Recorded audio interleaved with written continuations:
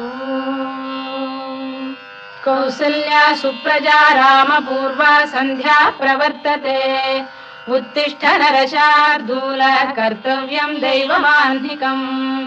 कौसल्या सुप्रजा रामपूर्वा सन्ध्या प्रवर्तते उत्तिष्ठ नरशार्दूल कर्तव्यं दैवमान्धिकम् उत्तिष्ठोत्तिष्ठ गोविन्द उत्तिष्ठ गरुडध्वज उत्तिष्ठ कमलाकान्ता त्रैलोक्यं मङ्गलं कुरु उत्तिष्ठोत्तिष्ठ गोविन्द उत्तिष्ठ गरुडध्वज उत्तिष्ठ कमलाकान्ता त्रैलोक्यं मङ्गलं कुरु मातः समस्त जगतां मधुकैटभारे वक्षो विहारिणि मनोहर दिव्यमूर्ते श्रीस्वामिनि श्रुत जनप्रियदानशीले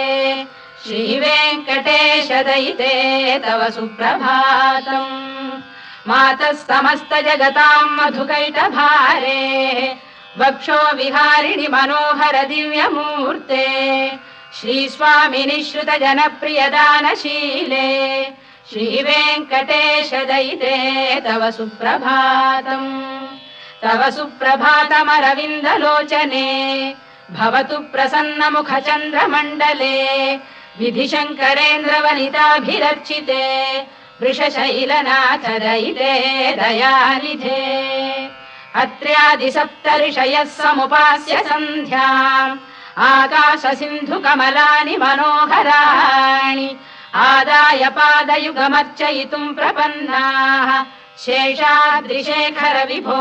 तव सुप्रभातम् पञ्चाननाब्ज भव षण्मुखवासवाद्याः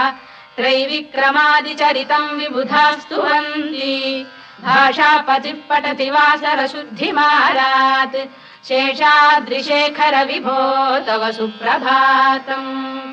ईषत्प्रफुल्ल सरसीरुहनारिकेलपूगद्रुमादिसुमनोहर पालिकानाम् आवाति मन्दमनिलः सह दिव्यगन्धैः शेषाद्रिशेखर विभो तव सुप्रभातम् उन्मील्य नेत्रयुगमुत्तम पञ्जरस्थाः पात्रावशिष्ट कदलीफलपायसानि भुक्त्वा सलीलमथकेलिशुकाः पठन्ति शेषाद्रिशेखर विभो तव सुप्रभातम् तन्त्री प्रकर्ष मधुरस्वनया विपञ्च गायत्यनन्दचरितं तव नारदोऽपि भाषा समग्रमसहृत्करचाररम्यम् शेषाद्रिशेखर विभो तव सुप्रभातम् भृङ्गावळी च मकरन्दरसानुविद्ध झङ्कारगीतनिनदैः सह सेवनाय वीर्यात्युपान्त सरसी कमलोदरेभ्यः शेषाद्रिशेखर विभो तव सुप्रभातम् योषा गणेन वरदध्नि विमथ्यमाने घोषालयेषु दधिमन्थन तीव्र घोषाः रोषात् कलिम् विदधते ककुभश्च कुम्भाः शेषाद्रिशेखर विभो तव सुप्रभातम् पद्मेश मित्र शतपत्र गतालिवर्गाः हर्तुम् श्रियम् कुवलयस्य निजाङ्गलक्ष्म्या भेरी निनादमिव बिभ्रति तीव्रनादम् शेषाद्रिशेखर विभो तव सुप्रभातम् श्रीमन्नभीष्टवरदाखिल लोकबन्धो श्री श्रीनिवास जगदेकदयैक सिन्धो श्रीदेवतागृह भुजान्तल दिव्यमूर्ते श्रीवेङ्कटाचलपते तव सुप्रभातम् श्रीमन्नभीष्टवरदाखिल लोकबन्धो श्री श्रीनिवास जगदेकदयैक सिन्धो श्रीदेवतागृह भुजान्तर दिव्यमूर्ते श्रीवेङ्कटाचलपते तव सुप्रभातम् श्रीस्वामि पुष्करिणिकाप्लव निर्मलाङ्गाः श्रेयोर्थिनो हर विरिञ्च सनन्दनाद्याः द्वाये वसन्ति वरवेत्र हतोत्तमाङ्गाः श्रीवेङ्कटाचलपते तव सुप्रभातम् श्रीशेषशैल गरुडाचल वेङ्कटाद्रिनारायणाद्रिवृषभाद्रिविषाद्रिमुख्याम् आख्याम् त्वदीय वसतेरनिशं वदन्ति श्रीवेङ्कटाचलपते तव सुप्रभातम् सेवा परा शिव सुरेश कृशानुधर्म रक्षोऽम्बुनाथ पवमान धनाधिनाथाः बद्धाञ्जलि प्रविलसन् निज शीर्षदेशाः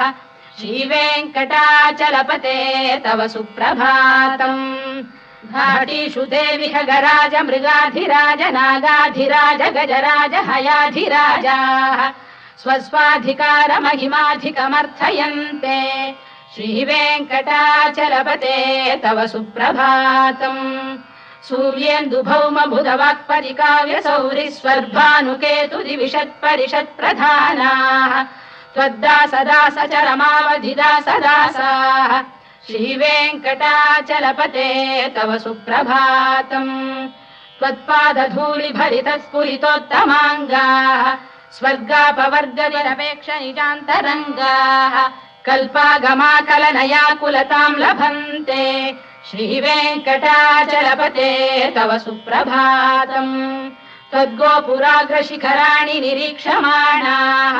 स्वर्गापवर्गपदवीम् परमाम् श्रयन्तः मर्त्या मनुष्य भुवने मतिमाश्रयन्ते श्रीवेङ्कटाचलपते तव सुप्रभातम् श्रीभूमिनायक दयादिगुणामृताब्धे देवादिदेव जगदेक शरण्यमूर्ते श्रीमन्ननन्त गरुडादिभिरर्चिताङ्घ्रे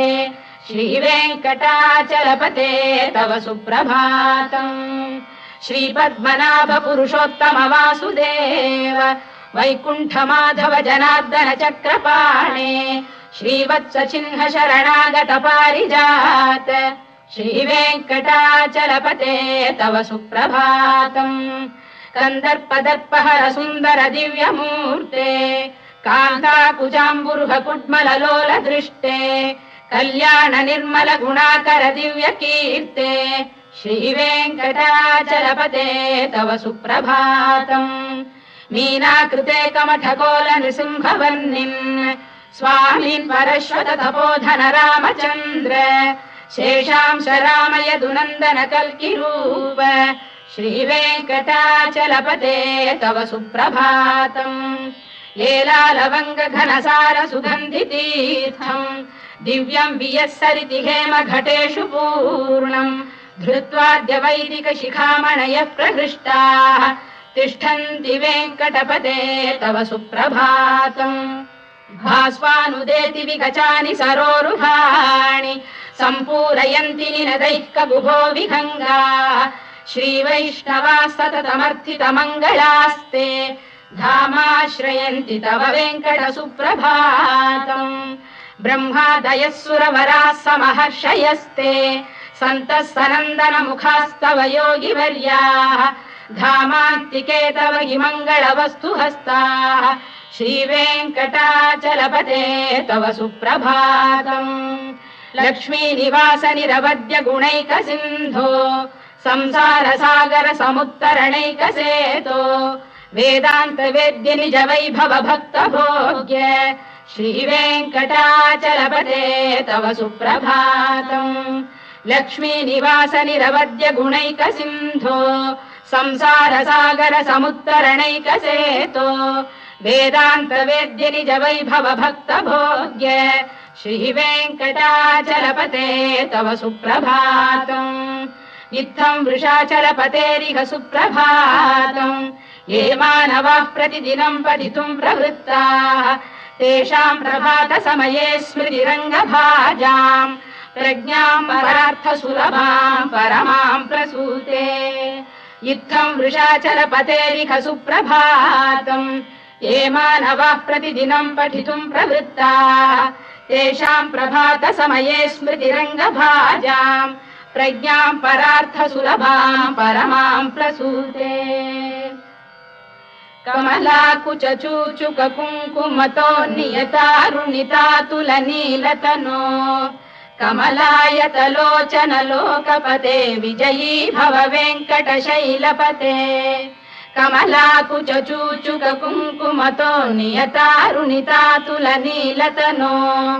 कमलायतलोचन लोकपते विजयी भव वेङ्कटशैलपते सचतुर्मुख षण्मुख पञ्चमुख प्रमुखाखिल दैवत मौलिमणे शरणागतवत्सलसारनिधे परिपालय मां वृषशैलपते अतिवेलतया तव दुर्विषहैरनुवेलकृतैरपराधशतैः हरितं त्वरितं वृषशैलपते परया कृपया परिपाहि हरे अधिवेङ्कटशैलमुदारमतेर्जनताभिमताधिकदानरतात् परदेवतया गदितान्निगमै कमलादयितान्न परं कलये कलवेणुरवावशगोपवधूशरकोटिवृता स्मरकोटिसमात् प्रतिवल्लविकाभिमतात् सुखदात् वसुदेवसुतान्न परं कलये अभिराम गुणाकरदाशरथे जगदेकधनुर्धर धीरमते रघुनायक राम रमेश विभो वरदो भवदेव दया जलधे अवनीतनया कमनीयकरं रजनीकर चारुमुखाम्बुरुहम् रजनीचर राजतमो मिहिरं महनीयमहं रघुराममये सुमुखं सुहृदं सुलभं सुखदं स्वनुजं च सुखायममोघशरम् अपहाय रघुद्वहमन्यमहं न कथञ्चन कञ्चन जातु भजे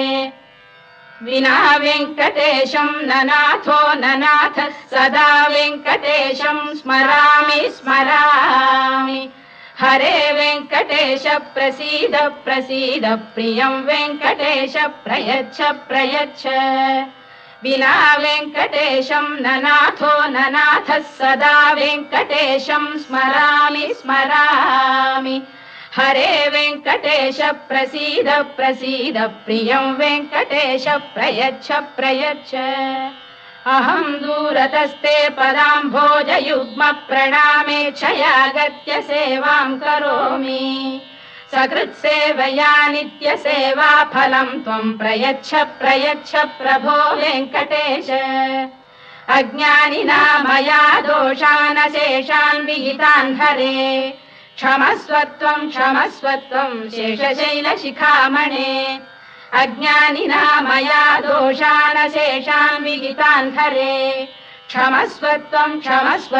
शेषशैलशिखामणे ईशानां जगतोऽस्य वेङ्कटपतेर्विष्णोः परां प्रेयसीं तद्वक्षस्थलनित्यवासरसिकां तत्क्षान्तिसंवर्धिनीं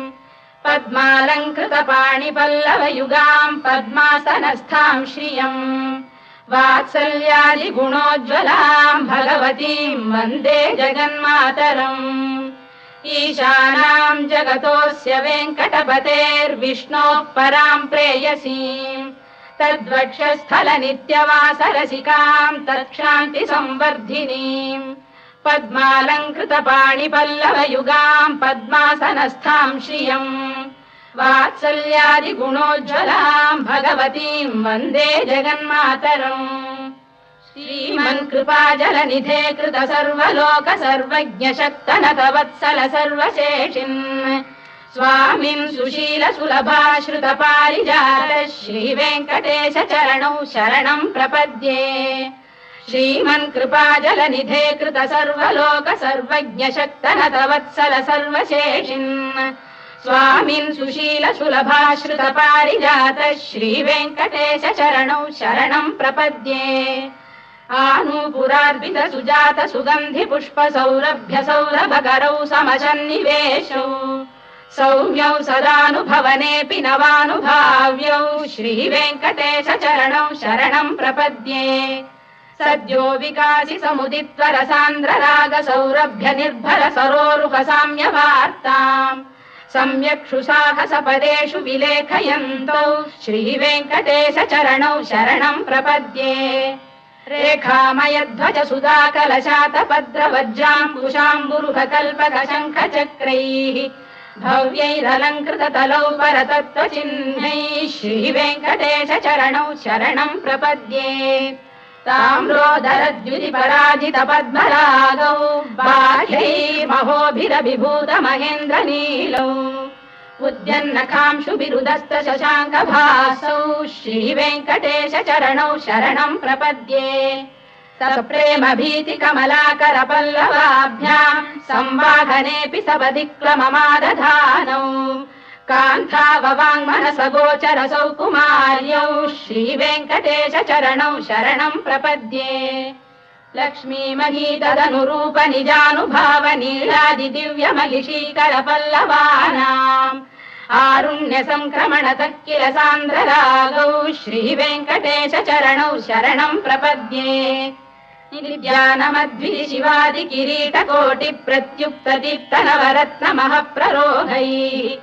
नीराजना विधिमुदारमुपादधानौ श्रीवेङ्कटेश चरणौ शरणं प्रपद्ये विष्णु पदे परम इत्युदित प्रशंसौ यौ मध्व उत्स इति भोग्यतयाप्युपातौ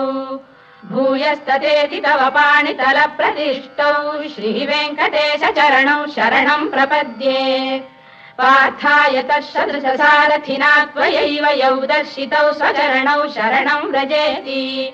भूयोऽपि मह्यमिहतौ करदर्शितौ ते श्रीवेङ्कटेश चरणौ शरणं प्रपद्ये मन्मूर्धिकालियपणे विकटाटवीषु श्रीवेङ्कटाद्रिशिखरे शिरसि श्रुतीनाम् चित्तेऽप्यनन्य मनसां सममाहितौ ते श्रीवेङ्कटेश चरणौ शरणं प्रपद्ये अम्लानघृष्यदवनीतलकीर्ण पुष्पौ श्रीवेङ्कटाद्रिशिखराभरणायमानौ आनन्दिताखिल मनोनयनौ तवैतौ श्रीवेङ्कटेश चरणौ शरणं प्रपद्ये प्रायः प्रपन्न जनता प्रथमावगाह्यौ मातुस्तनाविव शिशोरमृतायमानौ प्राप्तौ परस्पर तुलामतुलान्तरौ ते श्रीवेङ्कटेश चरणौ शरणं प्रपद्ये सत्त्वोत्तरै सतत सेव्य पदाम्बुजेन संसारतारक दयार्द्रदृगञ्चलेन सौम्योपयन्तृमुनिना मम दर्शितौ ते श्रीवेङ्कटेश चरणौ शरणं प्रपद्ये सत्त्वोत्तरै सतत सेव्य पदाम्बुजेन संसारतारक दयार्द्रदृगञ्चलेन सौम्योपयन्तृमुनिना मम दर्शितौ ते श्रीवेङ्कटेश चरणौ शरणं प्रपद्ये श्रीशश्रिया घटिकया त्वदुपाय भावे प्राप्ये त्वयि स्वयमुपेय दया स्फुरन्त्या नित्याश्रिताय निरवद्य गुणाय तुभ्यम् श्यां किङ्करो वृषगिरीश न जातु मह्यम् श्रीशश्रिया घटिकया त्वदुपाय भावे प्राप्ये त्वयि स्वयमुपेय दया स्फुरन्त्या नित्याश्रिताय निरवद्य गुणाय तुभ्यम् श्यां किङ्करो वृषगिरीश न जातु मह्यम् श्रियकान्ताय कल्याणनिधये निधयेऽर्थिनाम् श्रीवेङ्कटनिवासाय श्रीनिवासाय मङ्गलम् श्रियकान्ताय कल्याणनिधये निधयेऽर्थिनाम् श्रीवेङ्कटनिवासाय श्रीनिवासाय मङ्गलम् लक्ष्मी सविभ्रमालोक सुभ्रू विभ्रम चक्षुषे चक्षुषे सर्वलोकानां वेङ्कटेशाय मङ्गलम् श्रीवेङ्कटाद्रिशृङ्गाग्रमङ्गलाभरणाङ्गये मङ्गलानां निवासाय श्रीनिवासाय मङ्गलम् सर्वावयव सौन्दर्य सम्पदा सर्वचेतसां सदा सम्मोहनायास्तु वेङ्कटेशाय मङ्गलम् नित्याय निरवध्याय सत्यानन्दचिदात्मने सर्वान्तरात्मने श्रीमद्वेङ्कटेशाय मङ्गलम् स्वतः सर्वविदे सर्वशक्तये सर्वशेषिणे सुलभाय सुशीलाय वेङ्कटेशाय मङ्गलम् परस्मै ब्रह्मणे पूर्णकामाय परमात्मने प्रयुञ्जे परतत्त्वाय वेङ्कटेशाय मङ्गलम् आकालतत्त्वमशान्तमात्मनामनुपश्यताम् अतृप्त्यमृतरूपाय वेङ्कटेशाय मङ्गलम् प्रायस्वचरणौ पुंसां शरण्यत्वेन पाणिना कृपया दिशते श्रीमद्वेङ्कटेशाय मङ्गलम् दयामृततरङ्गिण्यास्तरङ्गैरिव शीतलैः अभाङ्गैः सिञ्चते विश्वं वेङ्कटेशाय मङ्गलम् श्रद्भूषाम्बरहेतीनां सुषमावकमूर्तये सर्वार्तिशमनायास्तु वेङ्कटेशाय मङ्गलम् श्रीवैकुण्ठविरक्ताय स्वामी पुष्करिणीतटे रमया रममाणाय वेङ्कटेशाय मङ्गलम् श्रीवैकुण्ठविरक्ताय स्वामी पुष्करिणीतटे रमया रममाणाय वेङ्कटेशाय मङ्गलम् श्रीमत्सुन्दरजामातृमुनिमानसवासिने सर्वलोकनिवासाय श्रीनिवासाय मङ्गलम् मङ्गलाशासनपरैर्मदाचार्य पुरोगमैः सर्वैश्च पूर्वैराचार्यैः सत्कृतायास्तु मङ्गलम्।